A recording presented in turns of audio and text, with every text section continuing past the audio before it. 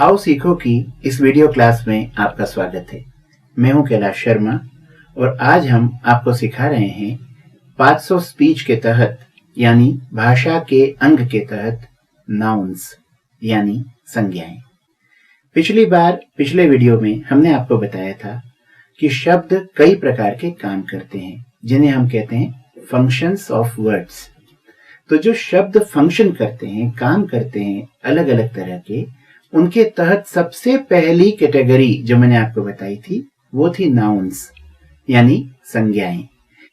The words that name are called nouns. जो शब्द नाम बताते हैं नाउन्स कहलाते हैं। यानी और सरल शब्दों में हम कहें तो नाउन्स आर नेमिंग वर्ड्स, यानी कि नाम बतलाने वाले शब्दों को ही नाउन्स अंग्रेजी में और हिंदी में संज्ञा कहते हैं। उदाहरण देखिए, कैलाश जो मेरा नाम है, इंदौर मेरे शहर का नाम है, जैकेट ये जो मैंने पहन रखी पोशाक उसका एक हिस्सा है जैकेट, बटन ये इस चीज का नाम है, मदर एक रिश्ते का नाम है, टीचर एक पद का नाम है, ऑनेस्टी एक गुण का नाम है, ऑनेस्टी यानी ईमानदारी, प्राइम मिनिस्टर प्रधानमंत्री फिर से एक पद का नाम है। इस तरह से चाहे वो शब्द किसी पद का नाम हो, चाहे वो किसी रिश्तेदारी का नाम हो, चाहे किसी प्रोफेशन ऑक्यूपेशन यानी कि व्यवसाय रोजगार का नाम हो, चाहे वो किसी स्थान का नाम हो, कुछ भी नाम है ना तो वो नाउन है। ठीक है, तो आइए अब जाने हम नाउन्स के प्रकार के बारे में। तो नाउन्स को हमने 5 भागों में बांटा है, यानी 5 प्रकार के नाउन्स होते हैं। सबसे पहला है प्रॉपर नाउन। आपने कई बार देखा होगा लोग आपसे पूछते हैं कि ठीक है आप मध्य प्रदेश के हैं, एक बड़े शहर में रहते हैं, पर प्रॉपर कहाँ के हैं? अब प्रॉपर बोले तो एग्जैक्टली उस स्थान विशेष का नाम जहां से आप हैं। तो स्थान विशेष, व्यक्ति विशेष, वस्तु विशेष, यानी जो हर दूसरे से अलग है, अपने आप में एक अनूठी। उदाहरण के लिए कैलाश शर्मा, अभी जिस कॉन्टेक्स्ट में जिस संदर्भ में हम बात कर रहे हैं वहां पर कैलाश शर्मा मेरा नाम है। इस नाम के और भी लोग दुनिया में होंगे, निश्चित रूप से होंगे, परंतु जिस संदर्भ में हम बात कर रहे होते हैं कि भाई आओ सीखो पर कैलाश शर्मा अंग्रेजी पढ़ाते हैं, आरती जादौन मैम भी पढ़ाती हैं, पर कैलाश शर्मा जो आओ सीखो पर अंग्रेजी पढ़ाते हैं, तो आओ सीखो का संदर्भ अगर है तो उस कॉन्टेक्स्ट में, उस संदर्भ में कैलाश शर्मा या तो मैं हूं या फिर मैं हूं या फिर मैं हूं, मतलब मेरे अलावा कोई और कैलाश शर्मा इस संदर्भ में सही नहीं होगा। इसलिए कैलाश शर्मा एक प्रॉपर नाउन है। न्यू दिल्ली भारत की राजधानी है, शहर का नाम है। सिटी बोलेंगे तो कोई भी सिटी हो जाएगी, पर न्यू दिल्ली बोलेंगे तो वही नई दिल्ली होगी जो भारत की राजधानी है। इस तरह से वो एक प्रॉपर नाउन है।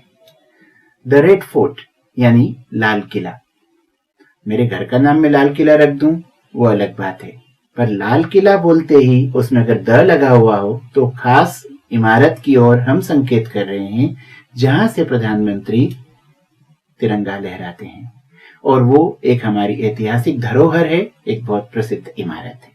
ऐसे में अगर डायमंड कहूं तो प्रॉपर नाउन नहीं होगा, पर मैं कहूं कोहिनूर तो कोहिनूर दुनिया में एकमात्र हीरा है, इसलिए वो प्रॉपर नाउन है। ठीक है, तो दूसरे प्रकार के नाउन की तरफ हम जाते हैं जो व्यक्तिवाचक नहीं है, वो है कॉमन नाउन, जिसे हम कहते हैं जातिवाचक संज्ञा। जातिवाचक, जाति बोले तो एक खास प्रकार का वर्ग, एक खास प्रकार की कैटेगरी, एक खास प्रकार का टाइप, एक टाइप है ना। तो जैसे हर व्यक्ति वस्तु स्थान जो उस टाइप में आता है उसके लिए वो शब्द इस्तेमाल हो सकता है। उदाहरण के लिए गर्ल, गर्ल यानी लड़की, ये किसी एक लड़की का नाम नहीं है। हर लड़की अपने आप को गर्ल कह सकती है और हम उसे गर्ल कहकर संबोधित कर सकते हैं कि वो एक गर्ल है, वो एक लड़की है। इसी तरह से विलेज, विलेज किसी गांव विशेष का नाम नहीं है, ये सामान्य है, हर गांव विलेज है। इसलिए वो जितने भी गांव है, भारत में सुना है 7 लाख गांव है, तो ये सारे के सारे गांव विलेजेस हैं और ये कोई प्रॉपर नहीं। पर अगर आप किसी गांव का नाम बता दें, जैसे आपने कहा हरसोला, जम्बूडी हप्सी, आपने कहा कनाडिया, ये एक पर्टिकुलर गांव का नाम है तो प्रॉपर नाउन हो जाएगा। पर कॉमन नाउन बोले तो गांव। ऐसे आपने कहा सिटी, शहर, ये अगेन एक कॉमन नाउन है।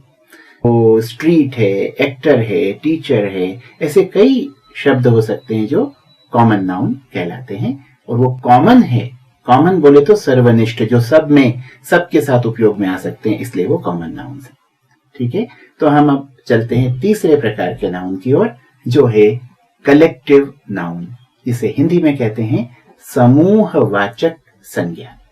समूहवाचक यानी जो पूरे समूह का एक सामूहिक नाम, यानी कि एक व्यक्ति है तो सोल्जर है, एक और सोल्जर है, एक और सोल्जर है, ऐसे सैकड़ों, हजारों, लाखों सोल्जर्स जब मिल जाते हैं तो वो कहलाते हैं आर्मी।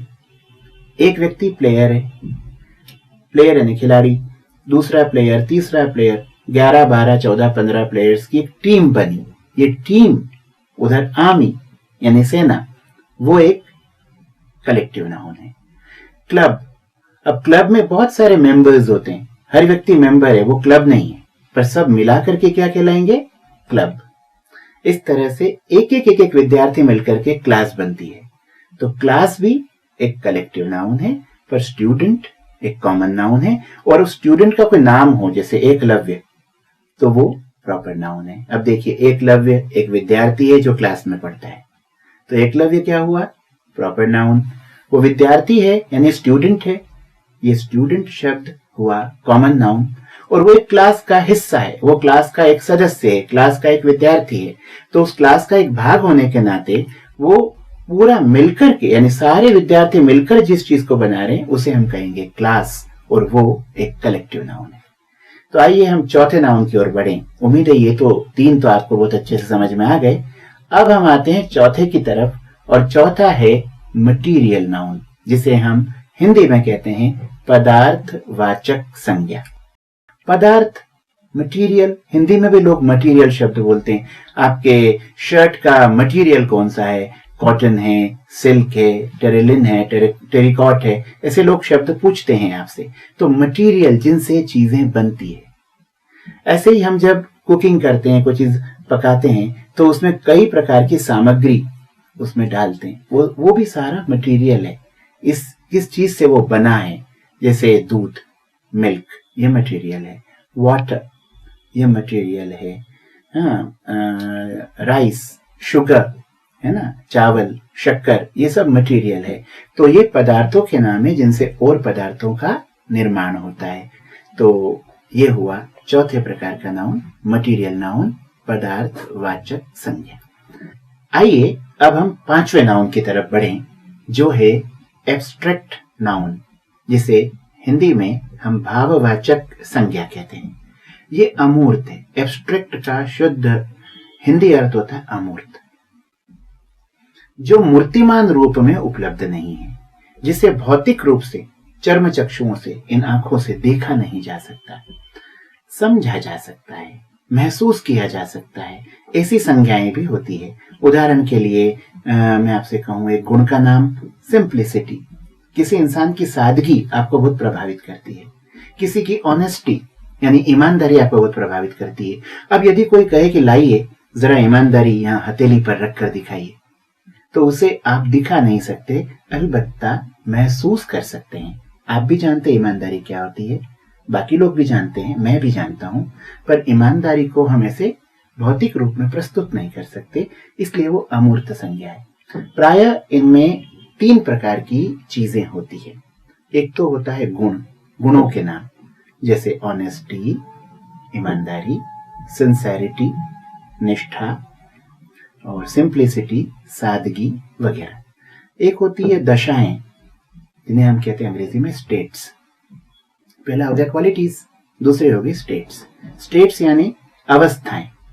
कई प्रकार की अवस्थाएं होती है, जैसे कि दरिद्रावस्था, गरीबी की अवस्था, गरीबी के हालात।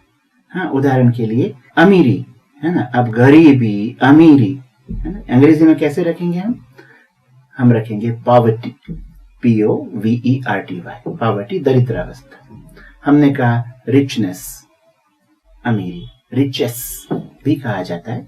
इनका अभिप्राय भी अवस्थाओं से, तो ये सभी एब्स्ट्रैक्ट नाउन है। तीसरा होता है एक्शन, यानी कि एक एक्शन का भी नाम होता है। जैसे फिलहाल मैं किस चीज में मशरूफ हूं, किस चीज में बिजी हूं, क्या कर रहा हूं मैं, टीचिंग। मैं आपको कुछ चीजें बता रहा हूं, सिखा रहा हूं, इसलिए जो मेरा काम मैं कर रहा हूं ये इस समय कहलाएगा टीचिंग। जिस समय मैं लिखने में लगा हूं तो पूछेंगे क्या कर रहे हैं, तो उत्तर मिलेगा he is busy with writing. तो राइटिंग, टीचिंग, ये एक्शंस के नाम है। आपको क्रिया में ING लिखा लगा हुआ है, ऐसा कुछ लगेगा, वो भी आगे मैं आपको समझाऊंगा किस तरह से क्रिया नाउन में बदल जाती है, ये आगे हम सीखेंगे। अभी के लिए इतना ही। ये वीडियो अगर आपको अच्छा लगा या इस सीरीज के और भी वीडियोस आपको अच्छे लगे तो 3 काम करें, उन्हें शेयर करें, उन्हें सब्सक्राइब करें और लाइक करें। अच्छा लगने पर ही लाइक करें। नमस्कार।